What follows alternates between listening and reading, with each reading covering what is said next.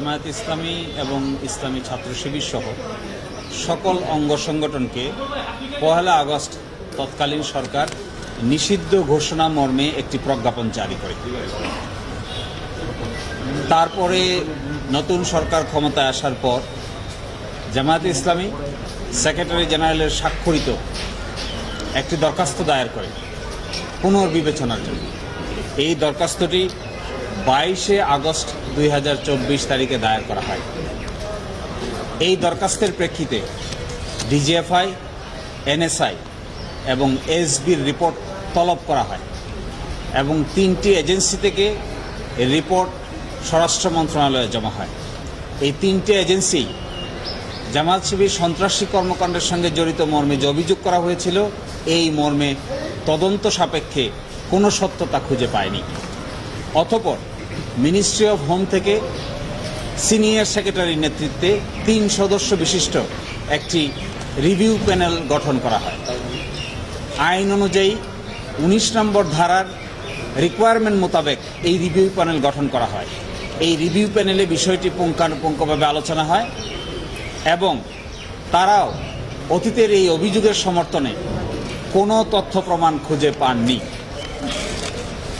এরই প্রেক্ষিতে এই বিষয়টি মাননীয় স্বরাষ্ট্র উপদেষ্টার কাছে উপস্থাপন করা হয়। ওনার সই স্বাক্ষরের পরে মাননীয় প্রধান উপদেষ্টা, তার সই স্বাক্ষরের পরে মাননীয় আইন উপদেষ্টার সকল প্রক্রিয়া সম্পন্ন হয়ে এই বিষয়টি সিদ্ধান্ত গৃহীত হয় যে অতীতে যে প্রজ্ঞাপনটি জারি করা হয়েছিল, এই প্রজ্ঞাপনটিকে বাতিল ঘোষণা করা হয়। কিছুক্ষণের মধ্যেই, অল্প সময়ের মধ্যেই আপনারা এই সিদ্ধান্তের গেজেট আপনাদের দেখতে পাবেন, ওয়েবসাইটেও দেখতে পাবেন, আপনাদের কাছেও সেটা অ্যাভেলেবল হবে। এবং এই প্রক্রিয়া করতেই আমি বলেছিলাম যে গতকালকেই করার কথা ছিল, যেহেতু প্রক্রিয়াটা একটু লম্বা, আইন মোতাবেক আইনের প্রত্যেকটি ধারা উপধারা ফলো করে এই কাজ করা হয়েছে। আমরাও চেয়েছি আইনের কোনো ব্যত্যয় যেন না হয়, আইন মানতে যেন কারো কোনো আপত্তি না থাকে এবং আইনের ক্ষেত্রে যেন কেউ কখনো বলতে না পারে যে জামায়াত ইসলামী আইনের বাইরে কাজ করেছে। এই জন্য প্রতিটা পদক্ষেপ সূক্ষ্মভাবে সম্পন্ন করতে গিয়ে কিছুটা সময় লেগেছে। এই জন্য গতকালকে প্রজ্ঞাপনটি না হয়ে আজকে অল্প সময়ের ভিতরেই এই প্রজ্ঞাপনটি পাবলিকলি প্রকাশ করা হবে। দেখুন, যে নিষিদ্ধের আদেশটি দেওয়া হয়েছিল ১ আগস্ট, এটি প্রত্যাহার হয়নি, এটি বাতিল হয়েছে। এই বাতিলটা যে কারণে ওনারা নিষিদ্ধ করেছিলেন, সবগুলো রিপোর্টে একই ধরনের রিপোর্ট এসেছে যে সন্ত্রাসী কর্মকাণ্ডের সঙ্গে জড়িত এই ধরনের কোনো বিশ্বাসযোগ্য কোনো কিছুই কেউ খুঁজে পাননি। না ডিজিএফআই পেয়েছেন, না এনএসআই পেয়েছেন, না এসবি পেয়েছেন, না রিভিউ প্যানেল পেয়েছে। তাহলে তখনকার এই নিষিদ্ধের ভিত্তি কি? রিভিউ প্যানেলের এখানে মন্তব্য আছে যে ভিত্তিহীনভাবে তখন নিষিদ্ধ ঘোষণা করা হয়। আমরা যেটা আগেই বলেছিলাম যে আসলে এটি ছিল অসৎ উদ্দেশ্য প্রণোদিত, কোনো রকম আইনি প্রক্রিয়া ফলো না করে হুইমজিক্যালি, ইচ্ছাকৃতভাবে যখন তখন যা মনে হয়েছে তখনই তাই করা হয়েছিল।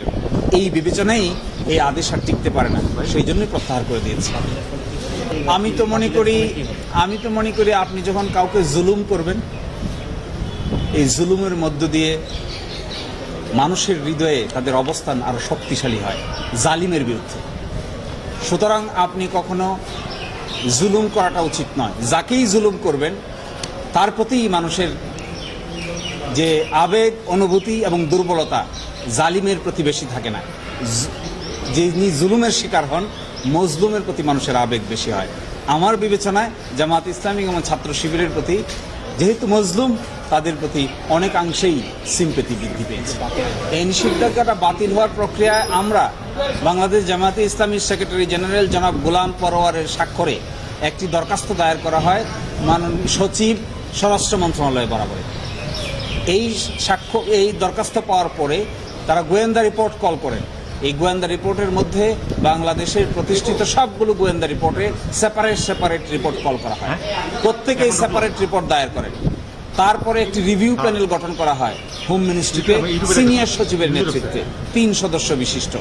আইনে বলা আছে ১৯ নম্বর ধারায় যে এভাবেই রিভিউ প্যানেল গঠন করতে হবে। সেই রিভিউ প্যানেল গঠন করা হয়, রিভিউ প্যানেলে পর্যালোচনা হয়, রিভিউ প্যানেলের সিদ্ধান্ত নেওয়া হয় যে যেহেতু কোনো কার্যকারণ খুঁজে পায়নি, কেন নিষিদ্ধ করা হয়েছিল, সেই জন্য তারা এই নিষিদ্ধের আদেশ বাতিলের জন্য সুপারিশ করেন।